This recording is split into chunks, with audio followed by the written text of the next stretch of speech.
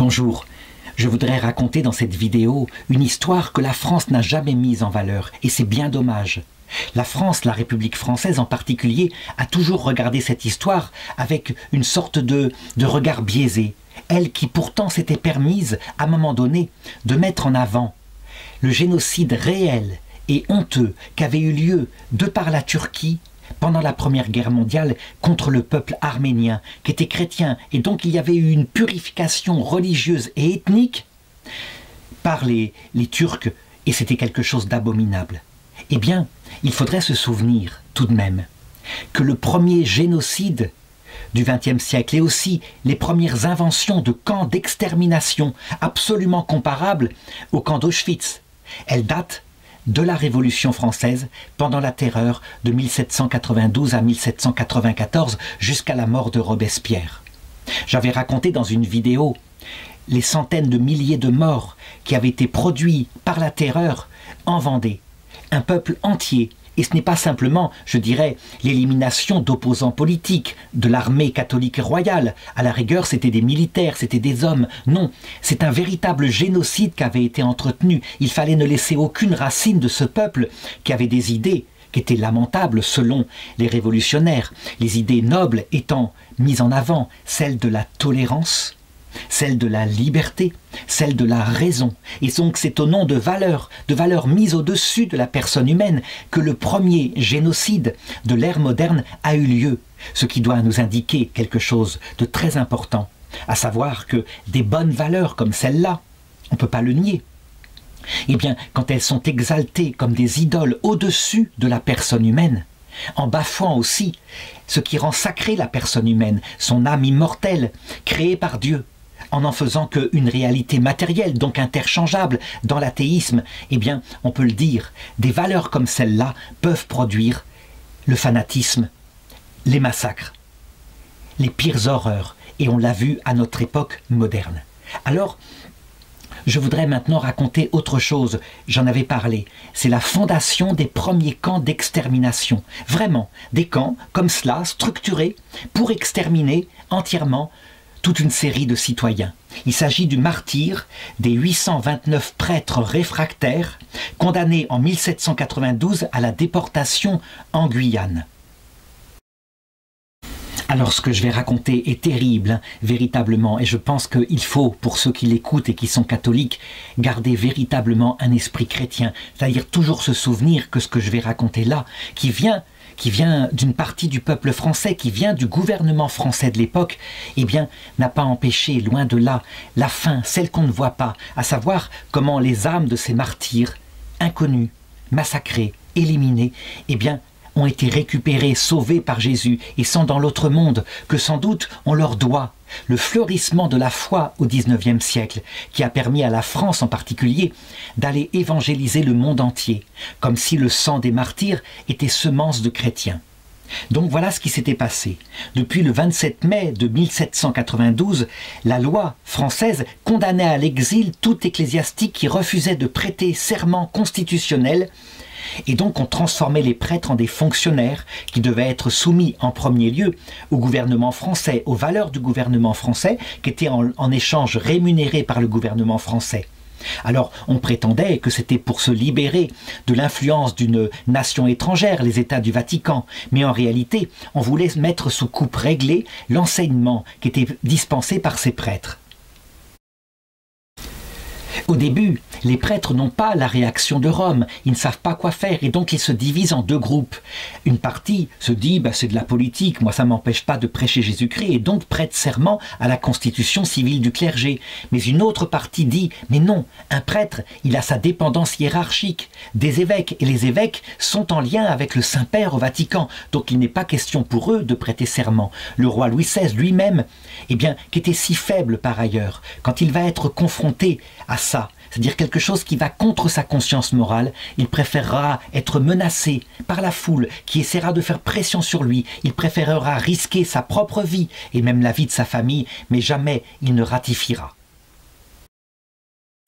Finalement, une parole tombe de Rome, un décret du pape, qui dit que, évidemment, c'est quelque chose qui va conduire au schisme, quelque chose qui est inacceptable. Si bien que les prêtres réfractaires, à ce moment-là, par la réaction de l'État, surtout en cette période où les armées autrichiennes menacent la Révolution française, vont être persécutés. Ils sont d'abord chassés de leur presbytère, ils sont interdits de séjour sur le territoire de leur ancienne paroisse, ils sont privés de tout revenu.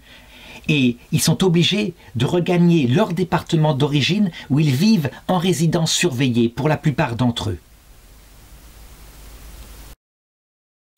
Finalement, il y a une délibération à l'Assemblée nationale et on décide qu'ils seront expulsés et seront simplement exemptés de cette expulsion à l'étranger les prêtres âgés de plus de 65 ans, mais aussi les prêtres malades et les infirmes. Alors, devant un tel décret, il va y avoir plusieurs réactions chez les prêtres. Certains qui sont jeunes, en tout cas les plus fervents, décident d'entrer en clandestinité, de se cacher, de prendre des vêtements de paysans, afin de ne pas abandonner son troupeau. Ils restent sur place et ils disent, en lisant l'Évangile, « Le berger qui n'est pas mercenaire, reste avec son troupeau et ils donnent ainsi aux fidèles quelques sacrements comme ils le peuvent, à leur risque et péril. » C'est là que va se mettre en place toute une série de caches un peu partout en France, des caches quelquefois très très bien organisées où les prêtres passent leur journée. La plupart, par contre, décident de partir à l'étranger. On estime à peu près à 50 000 le nombre de ceux qui partent en exil. Évidemment, au niveau de l'Assemblée, quand on entend parler de ça, au niveau plutôt de l'exécutif, on donne des ordres qui partent dans les diverses routes de manière à intercepter certains des prêtres et puis discrètement, quelquefois, de les fusiller. C'est-à-dire que c'est fait en dehors de la loi, uniquement comme ça par des décrets. L'idée est de purger la nation de cette clique cléricale qui, selon les révolutionnaires, l'a fanatisée depuis des années et l'a tenue en coupe serrée. La loi se durcit encore en 1793. Cette fois, pour purger la nation, on décide que tous les prêtres qui seront arrêtés, et il faut les poursuivre partout, seront déportés du côté du bagne en Guyane. C'est quelque chose de terrible, évidemment. La survie en Guyane, vu les conditions matérielles, le peu de nourriture qu'on leur donne, est souvent estimée à 6 mois. Et donc, partout en France, on arrête des prêtres, et puis on voit des convois ainsi, qui, je dirais à pied, se dirigent vers le port de La Rochelle, afin d'y être stockés avant de partir pour le bagne. Ce qui est étonnant, c'est de voir ce qu'il se passe à ce moment-là, et ceci nous raconte ce que c'est que la nature humaine. Ces prêtres qui, depuis des générations et des générations, parlent de l'amour de Dieu, eh bien, qui dirigent les gens vers leur salut. Il y a des foules quelquefois qui les attendent au bord de la route, les foules des révolutionnaires, et qui sont prêts à les lyncher, en tout cas qui les insultent, qui leur envoient leurs excréments dans des pots de chambre à la figure, etc. C'est un véritable marche au calvaire que connaissent certains des prêtres, et il y aura beaucoup de morts déjà à cette période-là. Des rapports sont envoyés par les révolutionnaires à Paris et on s'aperçoit qu'il y a des départements qui vont se distinguer particulièrement dans ces violences, comme la Haute-Vienne, l'Allier, la Meuse, la Meurthe, la Saône-et-Loire, la Seine-Inférieure. Et puis ces convois se dirigent vers Nantes, Bordeaux et en particulier vers Rochefort. Il faut bien considérer qu'ils sont livrés à des gardes-chiourmes qui sont là, méprisants, qui sont les pires des révolutionnaires. Quand ils arrivent souvent, eh bien on les enferme d'abord dans des couvents dont les religieuses ont été chassées. Là, on les fouille, on les met tout nus, on les humilie. Quand on trouve sur eux, par exemple, des objets précieux qu'ils ont gardés au cas où pour la route, ils sont immédiatement confisqués. Et on les laisse nus en public, tandis que la foule, enfin une petite foule, c'est comme ça, la foule de ceux qui les respectent ne vient pas, mais une petite foule qui est là fanatisée se moque d'eux, et ça continue. Alors évidemment, pendant ce temps, des convois ne cessent d'arriver de toute la France avec de nouveaux prêtres, si bien que peu à peu, il n'y a plus de place pour les recevoir.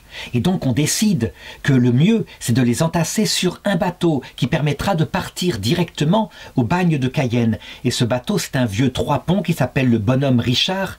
C'est un navire négrier qui est hors d'état de naviguer et qui servait juste avant d'hôpital pour les soldats galeux de la garnison.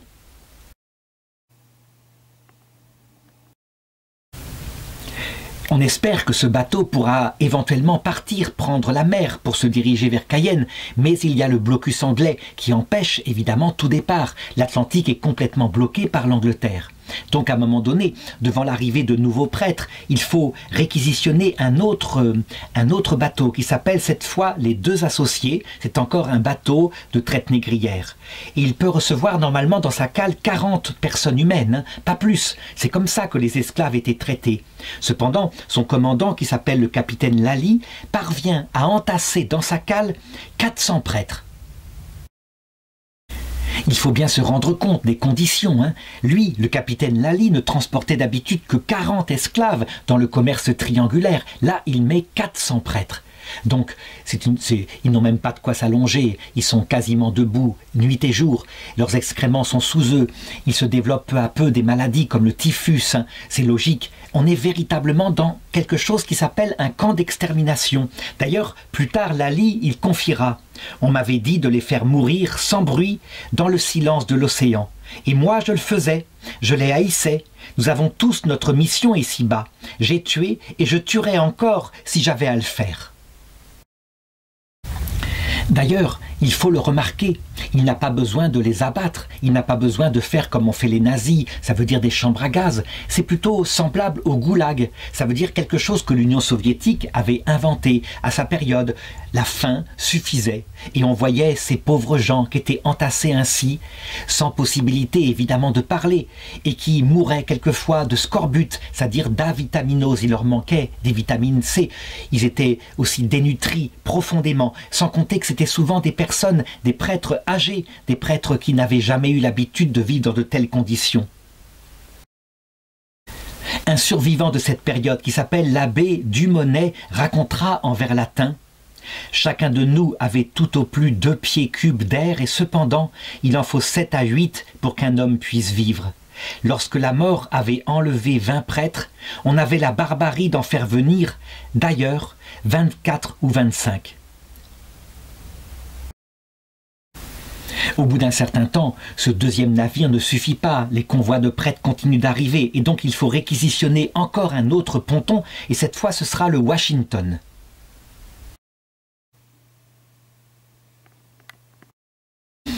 L'autre invention qui est visible pendant ce martyre qu'ils vont vivre presque 2 ans sur ces pontons, c'est qu'il leur est absolument interdit de se réconforter par la religion. Leur bréviaire leur est enlevée, bien sûr, et il ne leur reste rien. Il leur reste leurs mains pour dire, eh bien, silencieusement le chapelet. Et si, par hasard, ils sont surpris à se confesser l'un l'autre, ils sont aussitôt dénoncés, et ça peut être une exécution immédiate. Par exemple, on a à un moment donné, c'est le 3 mai 1794, qui est la fête de l'invention de la Sainte Croix. Eh bien, on a un chanoine de la collégiale Saint-Martial de Limoges qui s'appelle Antoine Rouillac, qui a 33 ans, et qui est dénoncé par un matelot qui l'a surpris en train de dire à un confrère: « Ces gens-là ont bien tort de nous craindre. Nous sommes ici 400. Si nous voulions leur faire du mal, il s'en faudrait pas tant de 100 comme vous et moi, et ils y suffiraient. » Alors évidemment, les paroles qu'il disait, c'était pour indiquer qu'il n'y aurait pas de révolte de leur part. Mais évidemment, le matelot dénonce, il sort les paroles de leur contexte, et aussitôt, eh bien, il est déclaré qu'il y a eu une tentative de mutinerie, de révolte. Et donc, ils vont exécuter le chanoine Rouillac. Et on raffine son supplice de la manière suivante: non seulement on lui refuse le droit de se confesser, mais on lui tire dessus lentement, en commençant par les jambes, au pistolet, coup après coup, de manière à en montrer le modèle et terroriser les autres prêtres. Un des révolutionnaires qui plus tard changera de comportement et confessera ce qu'il a fait ces moments-là disait: « Eh bien on tuait lentement, par principe, en mettant au fer des semaines entières des hommes épuisés qui ne résistaient pas au traitement. En fait, on tuait pour raison idéologique. Ils osaient professer dans leur tête des pensées qui ne n'étaient pas celles de la Révolution française. Ils étaient considérés comme des fanatiques. Ils croyaient encore en un Jésus-Christ, Dieu, qui s'était fait homme, alors que le seul Dieu autorisé était celui qui était produit par la raison. Donc le grand architecte de l'univers. Et on sait comment Robespierre essaiera d'établir ce culte-là à Paris. Ce qui est étonnant, c'est de voir que se mettent spontanément en place des choses qu'on retrouvera, eh bien, plus d'un siècle plus tard à Auschwitz. Ça veut dire la non-autorisation de regarder dans les yeux son interlocuteur, bourreau. Parce que, véritablement, c'est un signe de provocation. Et ceci, on le repère dans la nature humaine comme on le repère dans la nature animale. Lorsqu'on regarde droit dans les yeux, ça peut être spirituel et symbole d'une grande franchise, d'un respect pour autrui. Mais dans une violence comme cela, qui est d'ordre animal, quand on regarde droit dans les yeux, ça veut dire qu'on se révolte déjà. Et donc, on peut abattre un homme pour un regard. Et le moindre prétexte je dirais, peut conduire à une exécution, comme par exemple le fait d'avoir trouvé des vers dans la nourriture et de l'avoir signalé, d'avoir réclamé à boire alors qu'on claque de fièvre, de n'avoir pas assez obéi assez vite à un ordre ou de l'avoir mal accompli, quand on ne tiendrait même pas debout, etc. On peut dire que dans cette situation, des hommes qui ont été tout-puissants, eh bien, ont fait naître en eux la violence et le sadisme les pires, tels qu'on les voit quand la nature humaine n'est plus spiritualisée, même au nom d'une idée noble, je l'ai dit tout à l'heure. Et les mois passent comme cela, dans la misère. L'hiver passe, c'est l'hiver 1793-1794, qui est humide, qui est froid, et donc les conditions vont être encore plus terribles, il va y avoir des morts en quantité. Quand arrive le pluie, le vent, le gel, certains contractent des maladies pulmonaires. Le retour de l'été n'arrange rien, parce que maintenant on doit subir la chaleur du soleil et éventuellement des insolations. Finalement, un médecin militaire qui est là et qui s'aperçoit qu'il y a le typhus dans ses bateaux s'émeut et dit « mais c'est n'importe quoi, là vous allez contaminer la maladie à toute la ville et donc il faut absolument prendre des mesures ».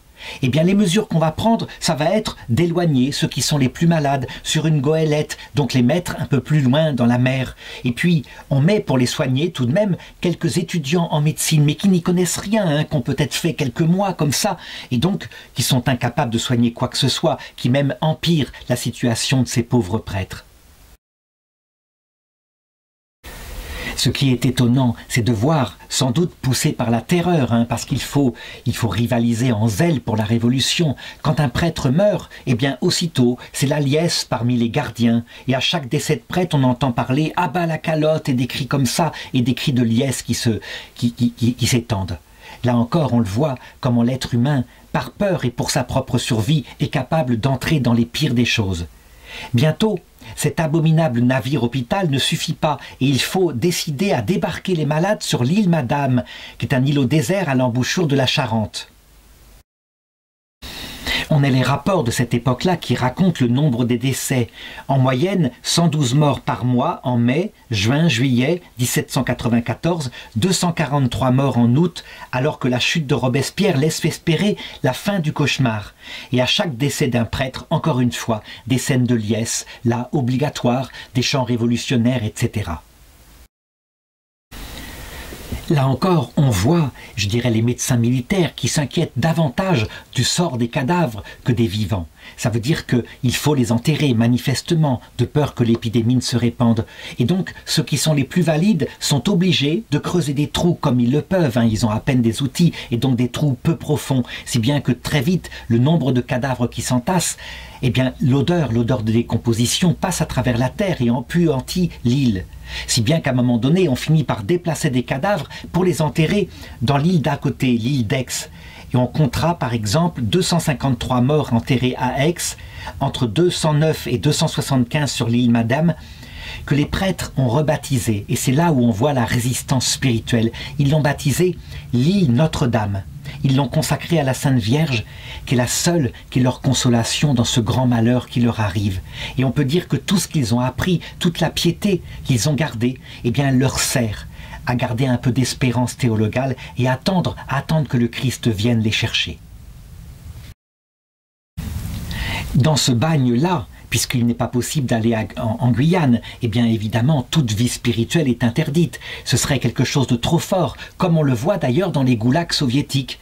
La résistance spirituelle ne peut être que cachée à l'intérieur, et tout culte rendu à Dieu, quand il est repéré, est aussitôt puni. Le chanoine Dumonet se souvient, il était interdit de s'édifier mutuellement par des conférences salutaires et relatives au salut.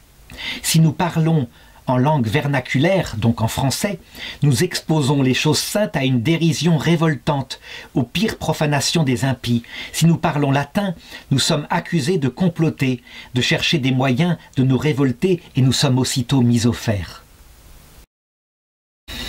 Néanmoins, il faut compter sur la ruse et l'intelligence de l'être humain, et donc on arrivera quand même discrètement, ne serait-ce que quand les gardiens sont un petit peu éloignés, à recréer un semblant de vie spirituelle, ne serait-ce que pour encourager ceux qui sont dans la désespérance. Ainsi, puisqu'ils sont privés de leur bréviaire, qui leur donnerait des lectures, qui pourraient nourrir leur intelligence, alors, eh bien, on le remplace par le chapelet de la Sainte Vierge, qui est le petit bréviaire réservé aux pauvres, qui avait été inventé, je dirais, sans doute par saint Dominique au Moyen-Âge. Et puis, l'abbé Rousseau, qui est un prêtre d'Amiens, il en témoignera. Il dira, il y avait de petites conférences spirituelles toutes courtes, improvisées par un ancien directeur de séminaire. Sur le bateau qui s'appelait les Deux Associés, les captifs avaient fondé une pieuse confrérie dont le but était de sanctifier leur emprisonnement et d'offrir leur souffrance pour le salut des âmes de la France.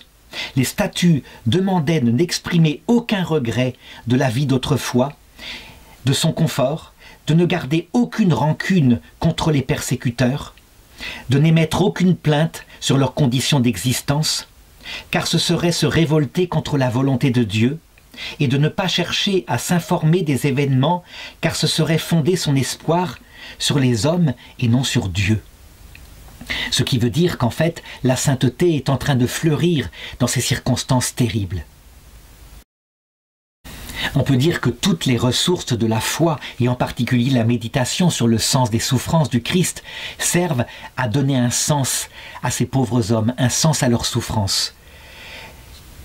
Alors finalement, tout cela va commencer à porter quelques fruits.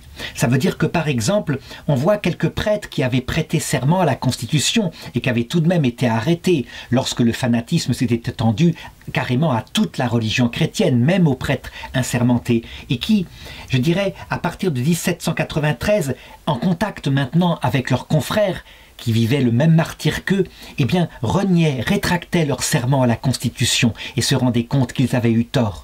Mais évidemment, c'était une faute bien bénigne, je dirais une faute de jugement intellectuel, c'était pas quelque chose de grave. À la fin, lorsque la terreur cessera, que Robespierre aura été exécuté, on aura des récits de ce qu'ils ont vécu, et certains mettront en valeur, surtout les anecdotes héroïques, ce qui s'est passé de bien. C'est encore à cause de leur charité qu'ils cacheront avec générosité les actes de lâcheté qui forcément existent aussi. Je veux dire par exemple celui qui, pour survivre un peu plus longtemps, vole le morceau de pain à quelqu'un qui est plus faible. Je dirais les récits objectifs, avec le bien et le mal, viendront plutôt, un peu plus d'un siècle plus tard, dans les camps d'extermination nazis ou dans les goulags soviétiques, où là, il sera montré aussi la nature humaine, telle qu'elle est chez les victimes. Finalement, et ce sera une grande libération, le 9 Thermidor, donc le 27 juillet 1794, celui qui avait organisé la terreur, Robespierre, et son complice Saint-Just sont exécutés. Ils passent même sous le couperet de la guillotine qu'ils avaient instituée pour les autres. Ça se passe de manière assez incroyable. Robespierre avait menacé que le lendemain il livrerait les noms de ceux qui avaient trahi. Et il n'avait pas livré les noms, ce qui a été une erreur, puisque chacun se sentant en danger. Pendant la nuit, l'Assemblée s'était réunie et avait retourné son vote contre Robespierre, qui avait été à son tour arrêté. Il se croyait sans doute tout-puissant. C'est l'hubris, l'orgueil de celui à qui rien n'est impossible.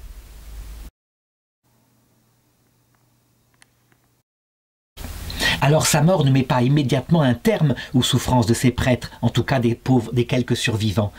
Ils sont déplacés sur un autre navire qui s'appelle l'Indien, et puis on essaie, en décembre 1794, donc presque 6 mois plus tard, de faire partir des convois vers Cayenne, mais le blocus anglais l'interdit encore. Si bien qu'en janvier 1795, Lally, le fameux capitaine du bateau, là, le terrible commandant des Deux Associés, se voit demander des comptes par rapport à ce qu'il a fait, son sadisme particulier. Et donc, un peu comme les SS qui avaient été gardiens de camps d'extermination, il s'enfuit au cri de « à mort, le tueur de prêtres ». C'est ça que la foule de La Rochelle crie quand il s'enfuit. Il ne sera pas exécuté ni lynché par la foule, il arrivera à sauver sa vie et il mourra, eh bien, 40 ans plus tard, en 1838, il était repentant, il était converti. Il regardait sa propre vie, son action avec stupéfaction et véritablement, il avait reçu le pardon de Dieu par l'absolution d'un prêtre. En tout cas, le règlement atroce qu'il avait imposé, ce règlement digne d'un camp de concentration, est supprimé. Les affaires personnelles des prêtres, quand elles n'ont pas été détruites, leur sont rendues. Et ils obtiennent peu à peu le droit d'écrire à leur famille et aussi de recevoir des colis qui leur permettent de reprendre un peu de poids. Donc, sur les 829 malheureux prêtres qui ont été transportés à Rochefort, 547 ont péri. Ce ne sera que le 6 février 1795 que l'ordre arrive de Paris de les transporter tous à terre. Donc ils sont débarqués à Tonnay et ils sont conduits soit à Saint-Porcher où on les enferme dans l'église, soit à Saintes où la population s'ingénie du mieux qu'elle peut en voyant leur misère et les prises de pitié à leur rendre la vie la plus douce possible et en leur procurant les moyens de dire la messe. Il faut là m'arrêter un instant pour regarder ce que c'est qu'une foule humaine. Souvent, on croit que c'est les mêmes foules. En réalité, ce n'est pas vrai. Ceux qui, quelque temps plus tard, leur crachaient à la figure, ce sont ceux qui peuvent sortir puisqu'ils sont ici, eh bien, dans le politiquement correct. Mais la foule de ceux qui se cachent, qui ne disent rien, souvent n'en pensent pas moins. Et lorsque la possibilité leur est donnée, elles se retournent. Donc il ne faut pas croire que c'est forcément les mêmes foules qui peuvent crier à mort la veille et puis bien, être plein de compassion le lendemain. Ce n'est que le 16 avril 1795 qu'ils retrouveront légalement la liberté.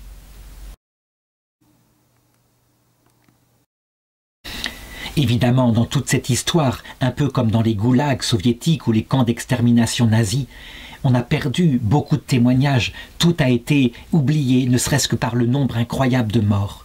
N'empêche que, je dirais par certains récits qui ont été écrits, il pourra y avoir enquête, en particulier de la part de Rome. Et donc, 200 ans plus tard, en 1995, le pape Jean-Paul II béatifiera 64 prêtres qui avaient été déportés, et dont les dossiers étaient historiquement bien fondés.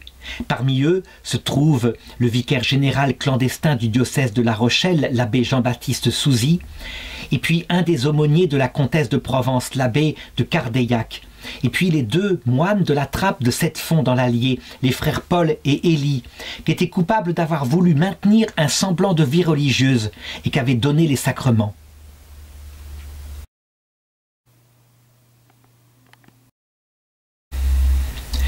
Ceux qui sont béatifiés sont mis en avant par l'Église visible de la terre, mais nous devons en être certains.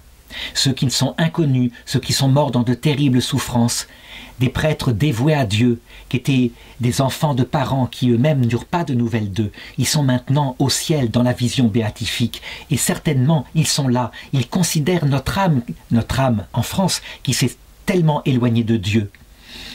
Et ils se servent de tout leur pouvoir pour que ce chemin de détresse spirituelle pour le coup, parce que quand on n'a pas de salut en perspective, de salut éternel, on est dans une angoisse métaphysique, pour que ce chemin de salut aboutisse au maximum, pour la plupart d'entre nous, au salut éternel.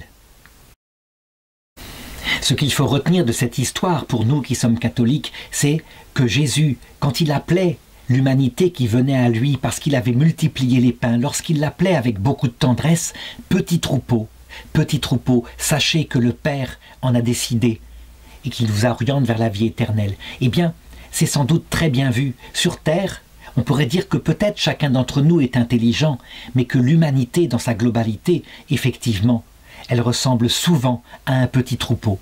Le Seigneur ne lui en veut pas, hein. C'est lui qui nous a créés comme tels pour que nous découvrions notre misère, mais que au moins ceci, les horreurs que nous avons fait, nous, peuple chrétien, ex-chrétien pour beaucoup, au XXe et au XXIe siècle, qu'elle soit source d'une grande humilité, d'un grand repentir quand nous arriverons face au Christ à l'heure de notre mort.